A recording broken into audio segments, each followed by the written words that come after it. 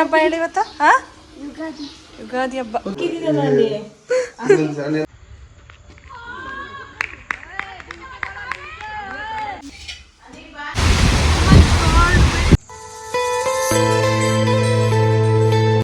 Welcome back to my channel. ಇವತ್ತು ಬುಧವಾರ, ನಾಳೆ ಗುರುವಾರ ಯುಗಾದಿ ಹಬ್ಬ ಇರೋದ್ರಿಂದ ಇವತ್ತು ಊರಿಗೆ ಹೋಗೋಣ ಅಂತ ಇದ್ದೀವಿ. ಯುಗಾದಿ ಹಬ್ಬನ ಊರಲ್ಲೇ ಸೆಲೆಬ್ರೇಟ್ ಮಾಡೋಣ ಅಂತ. ಜೊತೆಗೆ ಇವತ್ತು ಬುಧವಾರ ಗ್ರೀಷ್ಮ ಮತ್ತು ಅನ್ವಿಕ್ ಇಬ್ಬರದು ಎಕ್ಸಾಮ್ಸ್ ಎಲ್ಲ ಇವತ್ತು ಮುಗೀತು. ಅದಕ್ಕೋಸ್ಕರ ನಾಳೆ ಹಬ್ಬಕ್ಕೆ ಊರಿಗೆ ಹೋಗೋಣ, ಅಲ್ಲೇ ಸೆಲೆಬ್ರೇಟ್ ಮಾಡೋಣ ಅಂತ ಊರಿಗೆ ಹೋಗ್ತಾ ಇದ್ದೀವಿ. ಲಾಸ್ಟ್ ಇಯರು ಮೈಸೂರಲ್ಲೇ ಸೆಲೆಬ್ರೇಟ್ ಮಾಡಿದ್ವಿ ಹಬ್ಬನ, ಆದರೆ ಈ ವರ್ಷ ಸ್ವಲ್ಪ ಚೇಂಜಸ್ ಇರಲಿ, ಯುಗಾದಿ ಹಬ್ಬನ ಊರಲ್ಲೇ ಸೆಲೆಬ್ರೇಟ್ ಮಾಡೋಣ ಅಂತ ಊರಿಗೆ ಹೋಗ್ತಾ ಇದ್ದೀವಿ. ಅನ್ವಿಕ್, ಊರಿಗೆ ಹೋಗ್ತಾ ಇದೀವಾ? ಏನೇನು ಆಟ ಆಡ್ಬೇಕಲ್ಲಿ?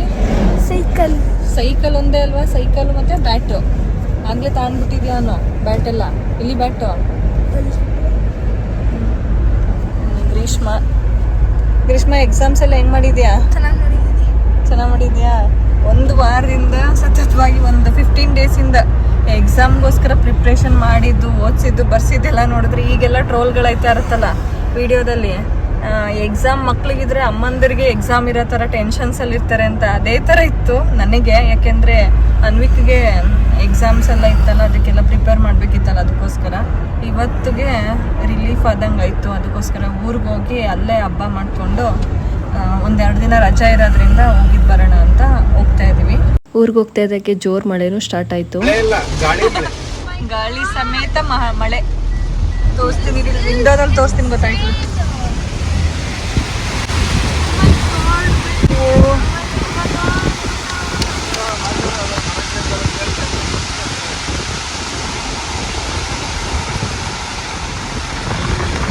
ಓ, ಎಷ್ಟು ಕಾಣಿಸ್ತಾನೆ ಇಲ್ವಲ್ಲ, ಎಷ್ಟು ಮಳೆ ಬರ್ತೈತೆ. ಆನೆಗಳ ಮನೆ ಬಂದಿದ್ರೆ ಚೆನ್ನಾಗಿರೋದು ಇವಾಗ ನಾವು ಊರಿಗೆ ಹೋಗೋ ಟೈಮಲ್ಲಿ. ಅಲ್ಲ, ಸ್ವಲ್ಪ ಆದರೆ ಸಾಕು. ಮಳೆ ಬಂದಾಗ ಲೈಟ್ ಹಾಕಬೇಕು. ಯಾಕೆಂದ್ರೆ ಮೋಡದಲ್ಲಿ ಕಾಣಲ್ಲ ಆ ಕಡೆ ಈ ಕಡೆ ವೆಹಿಕಲ್. ಅವಾಗ ಲೈಟ್ ಇದ್ರೆ ಸ್ವಲ್ಪ ಕಾಣ್ತಿರುತ್ತೆ, ಎಲ್ಲ ಗೊತ್ತಾಯ್ತು. ಬಸ್ಸೆಲ್ಲ ಕೊಡ್ತಾ ಇಲ್ಲ ಈಗ ಆ ಥರ. ಏನು ಕಾಣಿಸ್ತಾನೆ ಇಲ್ವಲ್ಲ. ಇಷ್ಟನೈತರ ಏನ್ ಸಖತ್ತಾಗೈತೆ, ಅಲ್ಲೇನ್ ಕಾಣಿಸ್ತೈತೆ ಅಂತ. ಖುಷಿ. ಊರಿಗೆ ಬಂದು ತಲುಪಿದ್ವಿ. ರಾತ್ರಿ ಊಟಕ್ಕೆ ದೋಸೆ ಮಾಡಿದರು. ಇಲ್ಲೆಲ್ಲ ಹೆಂಗೆ ಅಂತಂದರೆ ಯುಗಾದಿ ಅಮಾವಾಸ್ಯೆಗೆ ಕಲ್ಲೆತ್ತ ಅಮಾವಾಸ್ಯೆ ಅಂದರೆ ಕಲ್ಲಿಂದ ಎತ್ತಬೇಕು ಅನ್ನೋ ರೀತಿ ಇಲ್ಲಿ ಪದ್ಧತಿ. ಏನು ಅಂದರೆ ದೋಸೆ ಮಾಡಬೇಕು ಯುಗಾದಿ ಅಮಾವಾಸ್ಯೆಗೆ, ಜೊತೆಗೆ ಯುಗಾದಿ ಹಬ್ಬದ ದಿನ ಇಡ್ಲಿ ಮಾಡಬೇಕು. ಅದಕ್ಕೋಸ್ಕರ ರಾತ್ರಿಗೆ ದೋಸೆ ತಿಂದ್ವಿ. ಇನ್ನು ಬೆಳಿಗ್ಗೆಗೆ ಇಡ್ಲಿ ಮಾಡಬೇಕು. ಇನ್ನು ಅದರ ನಾಳೆ ಯುಗಾದಿ ಹಬ್ಬ ಆಗಿರೋದ್ರಿಂದ ಬೆಳಿಗ್ಗೆನೆ ಬೇಗ ಎದ್ದು ಎಲ್ಲರೂ ಒಂದೊಂದು ಕೆಲಸದಲ್ಲಿ ಬ್ಯುಸಿಯಾಗಿದ್ದೀವಿ. ಯುಗಾದಿ ಅಂದರೆ ಹೊಸ ವರ್ಷದ ಆರಂಭ, ಹೊಸ ಕನಸುಗಳ ಮೊದಲ ಹೆಜ್ಜೆ. ನಿಮ್ಮ ದಾರಿಯಲ್ಲಿ ಬಂದಂತಹ ಎಲ್ಲ ಅಡೆತಡೆಗಳು ನಿಮ್ಮ ಗೆಲುವಿನ ಮೆಟ್ಟಿಲಾಗಲಿ. ನಿಮ್ಮ ನಗು ಎಂದಿಗೂ ಕಡಿಮೆ ಆಗದೆ ಇರಲಿ. ಜೊತೆಗೆ ಸದಾ ಸಂತೋಷ ನಿಮ್ಮ ಜೊತೆ ಇರಲಿ. ಧೈರ್ಯದಿಂದ ಮುಂದೆ ನಡೆದ್ರೆ ಅದೃಷ್ಟನೂ ಕೂಡ ನಮ್ಮ ಕಡೆ ತಿರುಗಿ ನೋಡುವಂತಹ ದಿನ ಬರುತ್ತೆ ಅಂತ ಹೇಳ್ತಾ ನಿಮ್ಮೆಲ್ಲರಿಗೂ ಯುಗಾದಿ ಹಬ್ಬದ ಶುಭಾಶಯಗಳು.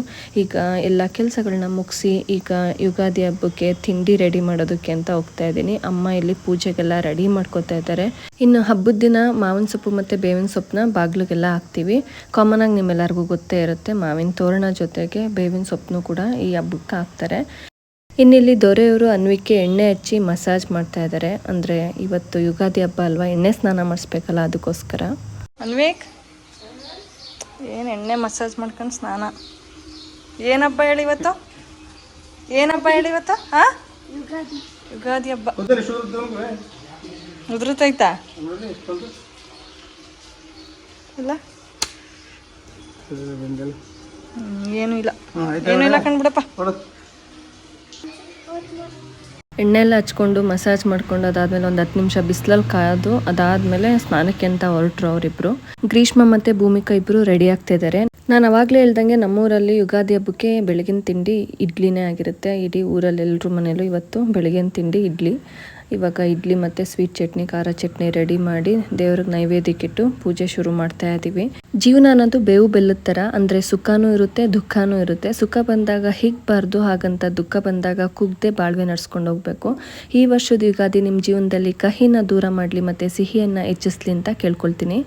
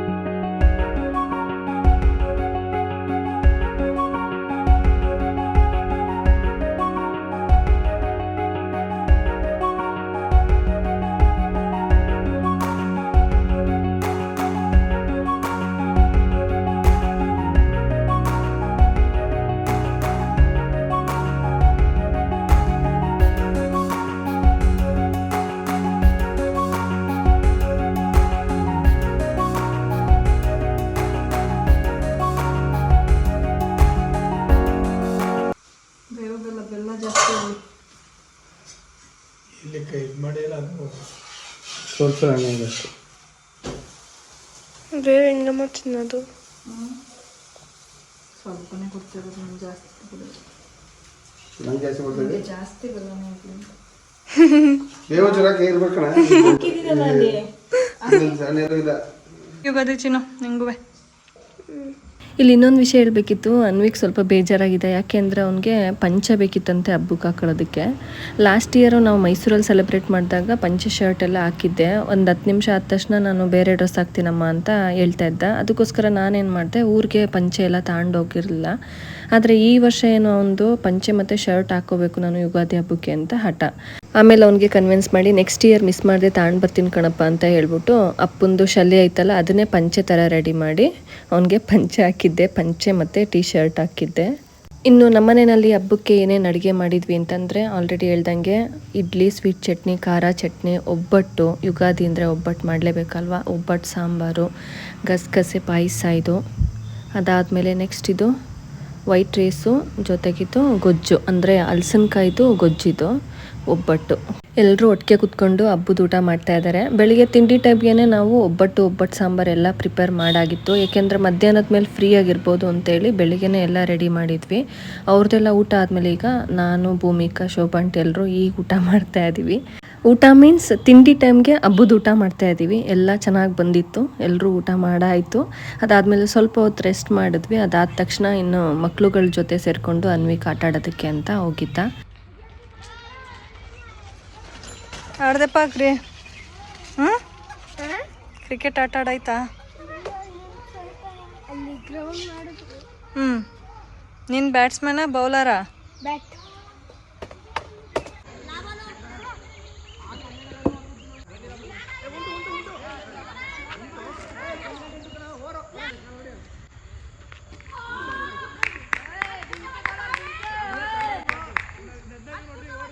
ಚಿಕ್ಕ ಮಕ್ಳುಗಳು ಬೆಳಿಗ್ಗೆ ಕ್ರಿಕೆಟ್ ಆಡ್ತಾ ಇದ್ರು. ಅದಾದಮೇಲೆ ಸಂಜೆ ಆಗ್ತಾ ಎಲ್ಲರೂ ಸೇರಿಕೊಂಡು ಅಂದರೆ ದೊಡ್ಡವರು ಚಿಕ್ಕವರು ಎಲ್ಲರೂ 2 ಟೀಮ್ ಮಾಡಿಕೊಂಡು ಕ್ರಿಕೆಟ್ ಆಡ್ತಾ ಇದ್ದಾರೆ ಅಲ್ಲಿ. ಇನ್ನು ನಾವು ಇಲ್ಲಿ ಶಟಲ್ ಬ್ಯಾಟ್ ಆಡ್ತಾ ಇದ್ದೀವಿ. ಹಬ್ಬದ ದಿನ ಬೆಳಿಗ್ಗೆ ಎಲ್ಲ ಪೂಜೆ ಪ್ರಿಪ್ರೇಷನ್ನು ಅಡುಗೆ ಅಂತ ಬ್ಯುಸಿ ಇದ್ದರೆ ಮಧ್ಯಾಹ್ನದ ಮೇಲೆ ಫುಲ್ ಫ್ರೀಯಾಗಿ ಎಲ್ಲರೂ ಗೇಮ್ಸ್ ಆಡ್ತಾ ಕಾಲ ಕಳೆದ್ವಿ. ತುಂಬ ಚೆನ್ನಾಗಿತ್ತು. ನಮ್ಮ ಹಳ್ಳಿನಲ್ಲಿ ಯುಗಾದಿ ಸೆಲೆಬ್ರೇಷನ್ ಈ ರೀತಿ ಇರುತ್ತೆ. ಅದೇ ರೀತಿ ನಿಮ್ಮ ಹಳ್ಳಿ ಕಡೆ ಅಥವಾ ನಿಮ್ಮ ಊರಲ್ಲಿ ಏನು ಸ್ಪೆಷಲ್ ಅನ್ನೋದನ್ನು ಹೇಳಿ. ಕ್ರಿಕೆಟ್ ಎಲ್ಲ ಮುಗಿತಾ ಇದ್ದಂಗೆ ಗ್ರೌಂಡ್ ಎಲ್ಲ ಫುಲ್ ಖಾಲಿ ಇತ್ತು. ಅದಕ್ಕೆ ಸೈಕ್ಲಿಂಗ್ ಮಾಡ್ತೀನಮ್ಮ ಅಂತ ಗ್ರೀಷ್ಮ ಮತ್ತು ಅನ್ವಿಕ್ ಇಬ್ರು ಸೈಕ್ಲಿಂಗ್ ಮಾಡ್ತಾ ಇದ್ದಾರೆ ಫೀಲ್ಡಲ್ಲಿ. ಮಕ್ಳಿಬ್ರಿಗೂ ಎಕ್ಸಾಮ್ ಮುಗ್ದಿದ್ರಿಂದ ಯುಗಾದಿ ಹಬ್ಬದ ದಿನ ಯಾವುದೇ ರೀತಿ ಟೆನ್ಷನ್ ಇಲ್ಲದಂಗೆ ಯುಗಾದಿ ಹಬ್ಬನ ತುಂಬಾನೇ ಚೆನ್ನಾಗಿ ಎಂಜಾಯ್ ಮಾಡಿದ್ರು. ಈ ರೀತಿ ನಮ್ಮನೆಯಲ್ಲಿ ಯುಗಾದಿ ಹಬ್ಬನ ಸೆಲೆಬ್ರೇಟ್ ಮಾಡಿದ್ವಿ. ಕಹಿ ನೆನಪು ಮರೆಯಾಗಲಿ, ಸಿಹಿ ನೆನಪು ಚಿರವಾಗಲಿ, ಹೊಸ ದಿನಗಳಲ್ಲಿ ನೀವು ಕಂಡಂತಹ ಕನಸು ನನಸಾಗಲಿ ಅಂತ ಹೇಳ್ತಾ ಒನ್ಸ್ ಅಗೇನ್ ಎಲ್ಲರಿಗೂ ಹ್ಯಾಪಿ ಯುಗಾದಿ.